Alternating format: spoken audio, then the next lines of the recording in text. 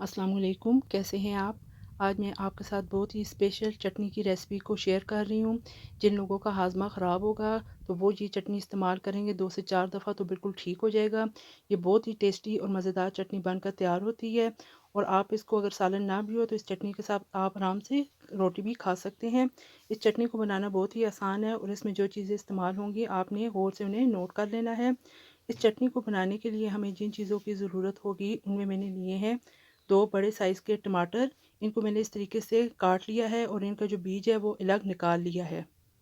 ये आप देख सकते हैं बीज मैंने अलग कर लिया है। सब्ज़ पुदीना लिया है मैंने, 4 से 5 टेबल स्पून ये सब्ज़ पुदीना है। थोड़ा सा हरा धनिया लिया है।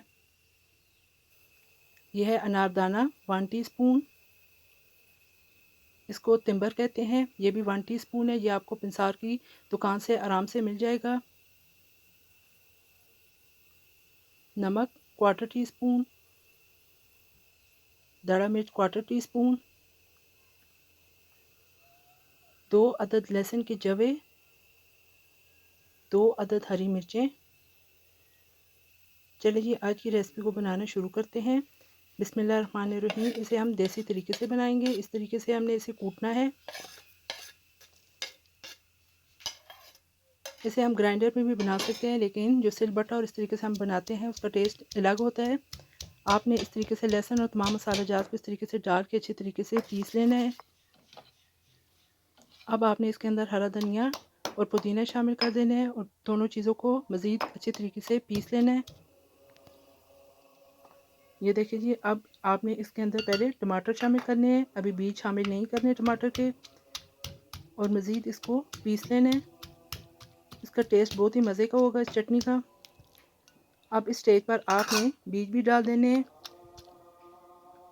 तमाम चीज़ों को आपने स्टेप बाय स्टेप पीसना है। ये देखिए जी, तमाम चीज़ें अच्छी तरीके से पिस चुकी हैं और इस तरीके से ये चटनी तैयार हो चुकी है। ये बहुत बारीक चटनी नहीं होती, ये इस तरीके से बन जाती है और ये हाजमे के लिए बहुत ही मुफीद है। अब मैं आपको डिश आउट करके दिखाती हूँ। ये देखें जी, मज़ेदार चटनी तैयार हो चुकी है। ये बहुत ही सेहत के लिए मुफीद है। आप इसे इस तरीके से एक दफ़ा ज़रूर बनाइएगा और मुझे कमेंट बॉक्स में अपनी राय से आगाह कीजिएगा कि आपको मेरी ये रेसिपी कैसी लगी है। अगर आपको मेरी ये रेसिपी पसंद आए तो लाइक कर दीजिएगा, साथ में मेरे चैनल को सब्सक्राइब और शेयर भी कर दें और बेल आइकन को भी प्रेस कर दें ताकि मेरी हर नई वीडियो आप तक बर वक्त पहुँच सके।